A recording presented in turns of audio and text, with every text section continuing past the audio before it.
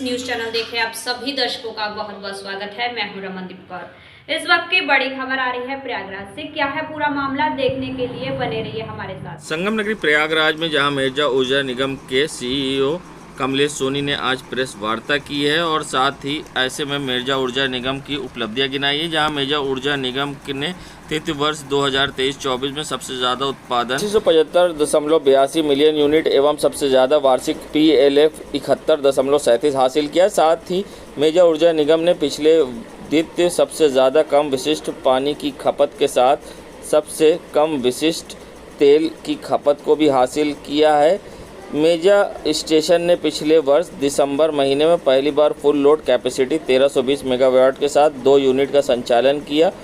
दोनों unit 660 megawatt लगातार बिना रुके 154 दिनों के लिए चलाई गई, जो पैन NTPC एक बड़ी उपलब्धि साबित हुई है। मिर्जा ऊर्जा निगम लाइन को ऊंचाडी स्टेशन पर डेडिकेट फ्राइट कॉरिडोर से जोड़ा गया, जिससे ऊंचाडी स्टेशन पर रुकने का शून्य हो गया है समय। और ऐसे में क्या कुछ कहना था CEO कमलेश सोनी का इस पूरे मामले पर, आइए दिखाते हैं आपको। की गई है, ये इसलिए की गई है कि हम अपने कार्य प्रणालियों के बारे में जो हमने उपलब्धियां हासिल की है स्टेज 1 मेजा ऊर्जा निगम का, जो कि 1320 मेगावाट का रनिंग पावर स्टेशन है, उसके बारे में आपको अवगत कराएं तथा आने वाले समय में जो हमें एक्सपेंशन की जिम्मेदारी दी गई है, जिसमें कि मेजा 2 800 मेगावाट की 3 इकाइयाँ, ओबरा डी 800 मेगावाट की 2 इकाइयाँ और अनपरा ई 800 मेगावाट की 2 इकाइयाँ, ये सब मिला के हमारा जो एक्सपेंशन प्लान है उससे आप सभी को अवगत कराया जा सके और आने वाले समय में हमारी जो फुल कैपेसिटी होगी, स्थापित क्षमता होगी 6920 मेगावाट, उसी के बारे में आप सबको अवगत कराया जा सके तथा उससे जो प्रक्रिया में आप लोगों का सहयोग है वो हमें प्राप्त रहे। क्योंकि देखिए, ये जो हम एक्सपेंशन प्लान की बात कर रहे हैं, इससे अल्टीमेटली एक कॉमन यूजर को बिजली की प्रचुर मात्रा में उपलब्धता होगी। हमारा राज्य उत्तर प्रदेश और आगे बढ़ेगा, भारत देश और आगे बढ़ेगा, क्योंकि बिजली के बिना हम किसी भी राष्ट्र की कल्पना नहीं कर सकते, ना किसी उद्योग की कल्पना कर सकते हैं, ना एग्रीकल्चर की कल्पना कर सकते हैं, ना रेजिडेंशियल एरिया के कंफर्ट की बात कर सकते हैं। किसी भी काम में बिजली अति आवश्यक है, तो उसी बिजली का प्रचुर मात्रा में एक सस्ती दर से उपलब्ध कराना और एकदम एफिशिएंट वे में उपलब्ध कराना, यही हमारा दायित्व है, यही हमारा उद्देश्य है।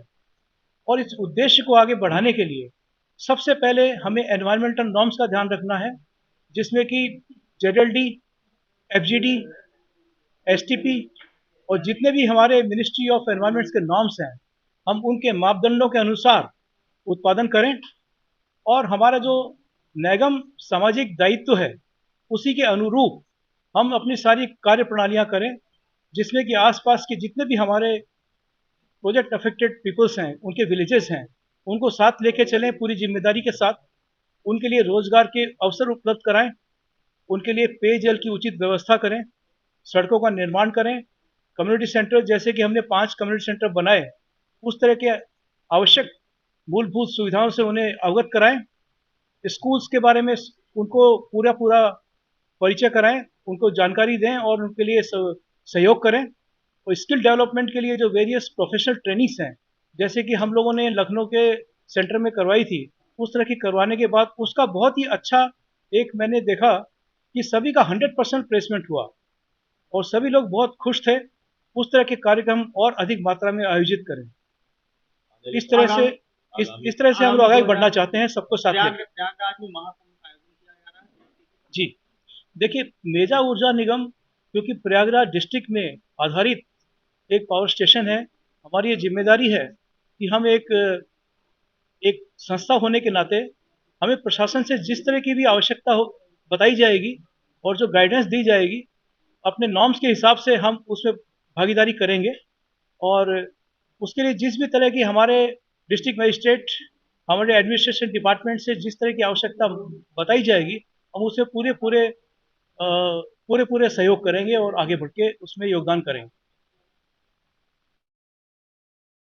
संगम नगरी प्रयागराज में जहां तापमान 47 के पार है और गर्मी के कारण लोगों का घर से निकलना मुश्किल हो गया है और वहीं विकास कार्यों को लेकर कई जगह पेड़ भी काटे गए हैं, तो वहीं अब अपनी सहभागिता देते हुए मेजा ऊर्जा निगम ने पहल करी है और अब तक 4 लाख पेड़ लगा दिए हैं और साथ ही 1 लाख पेड़ इस साल लगाने का उनका लक्ष्य है। और किस तरह से पर्यावरण को बचाने के लिए वे संरक्षण देने के लिए कदम उठाया है, ऐसे में क्या कुछ कहना था इस पूरे मामले पर मेजा ऊर्जा निगम के CEO कमलेश सोनी का कि किस तरह से लोगों को पेड़ लगाना चाहिए जिससे कि पर्यावरण संरक्षित हो, और अगर पर्यावरण संरक्षित होगा तो जाहिर सी बात है आम लोग का सभी का जीवन सुरक्षित होगा। और क्या कुछ कहा है आइए सुनाते हैं आपको। बहुत बहुत धन्यवाद देता हूँ। इतना अच्छा प्रश्न, एकदम सारगर्भित और सामयिक प्रश्न आपने उठाया है। इसके लिए हम लोग 2 तरह से देख सकते हैं इस चीज़ को। एक तो टेक्नोलॉजी पार्ट है और दूसरा जो है वृक्षारोपण का पार्ट है। टेक्नोलॉजी पार्ट में हम अभी NTPC और मेजा ऊर्जा जो एक इसका संयुक्त उपक्रम है, हम जितने भी नए प्लांट लगा रहे हैं मेजा ऊर्जा निगम के तहत, उन सभी में ACC टेक्नोलॉजी से उसको लगा रहे हैं, यानी कि air cooled condensers. Air cooled condensers में पानी की आवश्यकता नहीं होती। ये हवा से जो LP टरबाइन के एग्जॉस्ट में जो स्टीम है उसको हवा से ठंडा किया जाता है, तो इसका जो पानी का कंजम्पशन है इस यूनिट का वो करीब 35% ही होता है, जो कि पुरानी टेक्नोलॉजी में होता था उसका 1/3। तो आप इससे अंदाज़ा लगा सकते हैं कि टेक्नोलॉजी के माध्यम से हम पानी की बचत कर रहे हैं। और दूसरा सबसे इम्पॉर्टेंट एस्पेक्ट है वो है वृक्षारोपण। हमने पिछले 10 साल में करीब 4 लाख पेड़ लगाए हैं और इस साल हमारा 1 लाख पेड़ लगाने का टारगेट है। हम पेड़ लगाएंगे तभी मनुष्य का जीवन बचेगा और हम एनवायरनमेंट को बचा पाएंगे। पोल्यूशन कंट्रोल करने के लिए जो मापदंड हैं हम उसके अंदर ही ऑपरेट कर रहे हैं। हमारे यहाँ ESPs की बहुत देख परख रखी जाती है, जिससे कि जितना इसका SPM लेवल है वो 30 से भी नीचे रहता है। एक तो ये हो गया।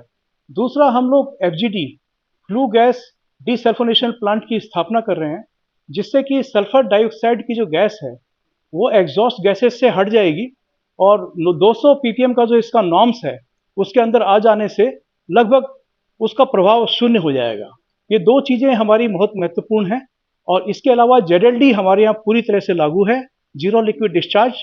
हमारे यहाँ से पानी की एक बूंद भी प्लांट के कैंपस से बाहर नहीं जाती। सारा प्रोसेस वाटर को ट्रीटमेंट करके यहीं पे उसको इस्तेमाल कर लिया जाता है और हम उस पानी का पुनः रोटेशन में इस्तेमाल करते हुए न सिर्फ पानी की बचत करते हैं बल्कि बाहर के एनवायरनमेंट को भी प्रोसेस वाटर को ट्रीट करके पोल्यूशन होने से बचाते हैं। देश की करीब 50% जो आबादी है वो महिला और बालिका, उसकी तरफ हमारा पूरा फोकस है। बालिका सशक्तिकरण प्रोग्राम, जैसा कि आप अभी हमारे कैंपस में आए आपने देखा होगा, हमने यहाँ पे स्कूल के कैंपस में एक पूरा बैरिकेड करके एक कैंपस बनाया है, जिसमें कि आसपास के गांव की बच्चियों को, जो कि करीब 11-12 साल की उम्र की हैं, सभी को पूरे दिन 24 आवर्स 1 महीने का ट्रेनिंग प्रशिक्षण दिया है, जिसमें कि सेल्फ डिफेंस से लेके योगा से लेके क्लासरूम से लेके स्पोर्ट्स कल्चर और मॉरल कैरेक्टर बिल्डिंग, ये सभी चीज़ें हम उनको प्रैक्टिस करा रहे हैं। और सभी को उससे बहुत ही, आप जाके देखेंगे तो इतना आनंदित महसूस करते हैं।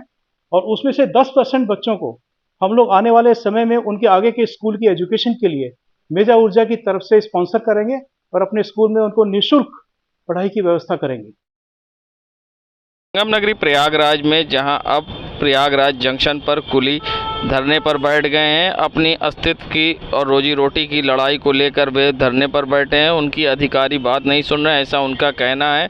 जहां बैटरी रिक्शे को लगाया गया था प्रयागराज जंक्शन पर, जिससे विकलांग असहाय लोगों के लिए, बुजुर्ग लोगों के लिए, मगर वे रिक्शा अब सवारी के साथ साथ विकलांग और दिव्यांग के साथ साथ अब वे सवारी और साथ ही सामान भी ढोने लगा है, जिससे कुली की रोजी रोटी पर असर पड़ने लगा है और वे बिना बोनी करे घर चले जाते हैं, जिससे उनके परिवार में अब परेशानी का सामना करना पड़ रहा है और वे भूख के कगार पर पहुंच गए, भुखमरी के, और उनको काफ़ी परेशानी सामने। और क्या कुछ कहना है धरने पर बैठे कुलियों का, किस तरह से उनको परेशानी हो रही है। आप देख सकते हैं किस तरह से यहाँ पर ये रिक्शा लोगों को बैठा कर ले जाता है, जिससे कुली को परेशानी होती है और उन्हें रोज़गार नहीं मिल पाता और यात्री उनसे सामान नहीं ढोवाते।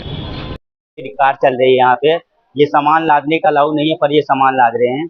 और छोटा मोटा सामान का अलाउ था, पूरा सामान लादने का अलाउ कर दिया गया है। कोई शिकायत लेके डायरेक्टर ऑफिस के पास जाता है तो उसको उसके खिलाफ ये लिखित तौर पे बिल्ला रद्द करने का आदेश दे दिया जाता है। सर बहुत परेशानी हो रही है यहाँ, हम लोग को सुबह से बोहनी नहीं हो रहा है और यहाँ कार बैटरी चल रही है, बहुत परेशानी हो रही है सर हम लोग स्ट्राइक पे बैठे हैं, जब तक हमारी मांगे पूरी नहीं होगी तब तक हम लोग उठेंगे नहीं। जी सर, विकलांगों के लिए है, असहाय जो है, जो चलने में असमर्थ हो उसके लिए है। उसके साथ अगर छोटा मोटा हैंड बैग होगा तो उससे चल जाएगा, कोई दिक्कत नहीं। पर ये अटैची है, बोरी है, सभी प्रकार का सामान लाद के ले जा रहे हैं। हाँ, कुलियों को काम कर रहा। अगर खुद बोलते हैं तो कहते हैं कि हम 10 लाख रुपया देते, तुम लोग क्या देते हो। अधिकारी भी बोलते हैं। मेरा सचिन निषाद है। लोग इसलिए किए हैं, यहाँ पे एक BOC एक इलेक्ट्रॉनिक व्हीकल चल रही है जिसका काम था दिव्यांग महिला या फिर ओल्ड एज हो, जो चल नहीं सकते, जो असहाय है, दिव्यांग है, जो चल नहीं सकते अपने पैर से, उनके लिए वो लाया गया है सिस्टम। लेकिन यहाँ पे वो सामान भी लाद रहे हैं और बेरोजगारी के कारण हमारा बन रहा है। हम यहाँ काम नहीं कर पा रहे हैं, 200-400 रुपये कमा भी नहीं पा रहे हैं, हमारा घर नहीं चल रहा है। वो बोल रहा है हमको सब सामान लेके जाएंगे। हम सर वर्षों से यहाँ काम करते आ रहे हैं, हमारे पूर्वज काम करते यहाँ पे आ रहे हैं, हम बिरेलों को सेवा फ्री ऑफ पास दे रहे हैं, फिर भी हमको यहाँ रोका जा रहा है। और हमारा घर सर कैसे चलेगा? अगर वो सामान लेके जाएंगे तो हम क्या करेंगे? कुली का काम पूरी दुनिया को पता है, कुली का काम रेलवे का केवल कुली लोग ही करते हैं। ये कब से व्हीकल चलने लगा? व्हीकल अब लाया भी तो व्हीकल दिव्यांग के नाम पे उनको तो ले नहीं जाया है, सामान ढोया जा रहा है। अब उसी के संदर्भ में हम लोग आज 6 महीने से परेशान हैं। 6 महीने से हम लोग काम नहीं कर पा रहे हैं। हम बिना बोने के घर चले जा रहे हैं, बिना पैसे कमाए घर चले जा रहे हैं। घर में बीवी पूछती है, माँ पूछती है, पिताजी पूछते हैं, भाई पूछते हैं, क्या कमा कर हम क्या बताएं, हमको क्या नहीं मिला। हमारी मांग ये है कि वो BOC या तो बंद हो या तो हम काम बंद कर दें। हम ये चाहते हैं, हमारी मांग ये है, अगर कुली के लिए रखना है रेलवे को तो हम सामान ढोने का हमको रखा है, वो BOC काम नहीं है। वो गाड़ी से अपना सामान नहीं ढोएंगे किसी पैसेंजर का। हमारी मांग, जब तक वो BOC चलेगी हम काम नहीं करेंगे। हमारा ये धरना प्रदर्शन चलता रहेगा जब तक BOC चलती रहेगी। अगर वो कह देंगे, अधिकारी रेलवे बोर्ड कह देगा कि हम सामान नहीं रखवाएंगे, ये दिव्यांग परिजनों के ओल्ड एज के लिए है, हमें कोई दिक्कत नहीं, वो लेके जाएं, पर वो सामान रखेंगे तो हमको दिक्कत है। मेरा नाम शिवमंगल निषाद है, प्रयागराज जंक्शन से। आप क्यों किए हैं और आपकी मांग क्या है? सर हमारी मांग कुछ नहीं है और बहुत कुछ भी है, इसलिए कि यहाँ टुकटुकिया बैटरी जो चल रही है वो चलाया गया था कुछ अच्छे बेसों पे, जैसे कि विकलांग, बुढ़ा और प्रेग्नेंट हैं या चलने में असमर्थ हैं, उनके लिए। लेकिन हम उनके लिए सम्मान करते हैं क्योंकि हमारा प्रयागराज इतना सम्मानित जगह है, किसी को असुविधा नहीं फैलाता। लेकिन जब हमारे ऊपर पेट के ऊपर आता है तो हम लोग सोचने पे, बहुत विचार करने पे ऐसा कदम उठाया है, क्योंकि इन्होंने प्रशासन से मिलके या जिस तरह भी कार्रवाई करके बोलते हैं कि हमें टुकटुकिया बैटरी पैसा देती है 50 लाख या जो भी फ़ायदा पहुंचाती है, आप क्या फ़ायदा पहुंचाएंगे? तो हम लोग तो प्रशासन के अनुसार बंधे हुए 60 रुपया पर साल देते हैं और उसी में जो सुविधा मिलता है खुश है। लेकिन इन्होंने अब नया चाल चला है कि इनको तोड़ के हटाया जाए और टुकटुकिया बैटरी पे सामान लादने का प्रशासन पास कराया है, या जो भी है, अच्छा है बुरा ये नहीं मालूम, लेकिन ये हमारे लिए नुकसानदायक है, जिसके कारण हमें ये कदम उठाना पड़ रहा है। रेलवे से आप क्या चाहते हैं? हमारी मांग ये है कि हमें जैसे खा रहे हैं खाने दिया जाए, या टुकटुकिया बैटरी को जैसे चल रहा था चलने दे और हमारा काम होने दे। और हम पैसा नहीं दे सकते और ना हम सामान लादने देंगे टुकटुकिया बैटरी को। हमारा नाम सुरेंद्र कुमार केशवानी, प्रयागराज।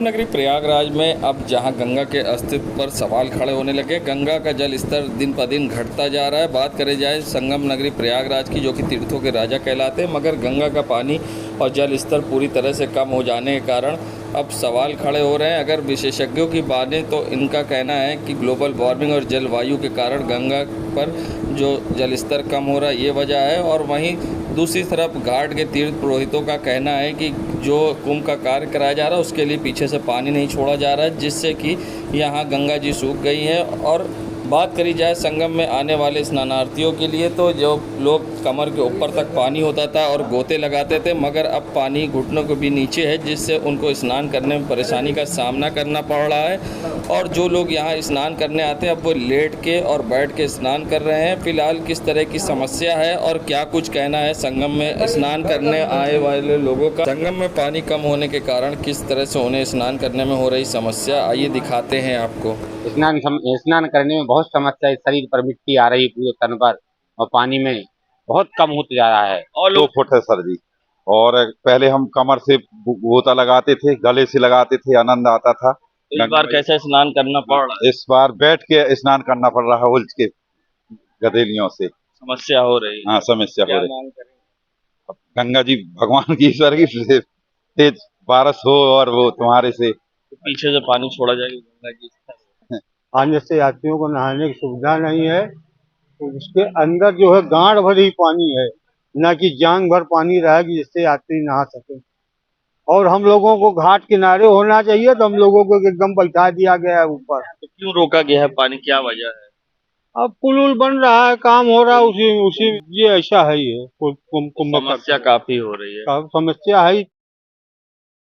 संगम नगरी प्रयागराज के थाना 12 क्षेत्र के भेलगांव इलाके में गोली चली है। गोली चलने से हड़कंप मच गया है। बता दें, जहां एक व्यक्ति को गोली लगी है। गोली लगने वाले व्यक्ति का नाम मनी मिश्रा है। बता दें, खेत में मनीष मिश्रा की पुरानी रंजिश को लेकर विवाद हुआ, जिसके बाद गोली चली है। गोली चलने के बाद मनीष मिश्रा को गोली लगी है। गोली लगने के बाद पिता ने खेत से जब भागकर जान बचाई है। ऐसे में युवक की मौत हो गई है। और क्या कुछ कहना है परिवार वालों का और पुलिस का, आइए दिखाते हैं। कुछ नहीं था साहब, पहले थोड़ा होली में विवाद था, हल्का ऐसे आपस में पी पा करके, फिर उसके बाद वही विवाद के गांस बांधे आज वो बेरन डालने गए खेत में। जब देखा कि सामने घर तो सामना में है, जब ट्रैक्टर लेकर घर से निकले तो उसके आधा घंटे बाद ये भी अपना बंदूक लेकर गए। उधर से कुछ अपने लड़के वगैरह को बुलवाए थे श्रीदारा से, और फिर वहीं पे जा करके धोखे से पहली गोली मारा, फिर भागा पराना। इसी में 2-3 गोली जो लगी हो। कौन मारे हैं गोली? राजेश और एक उनका लड़का भोलू करके नाम है, कुछ दूसरा है लेकिन नाम घर का भोलू नाम है। अच्छा। आकाश।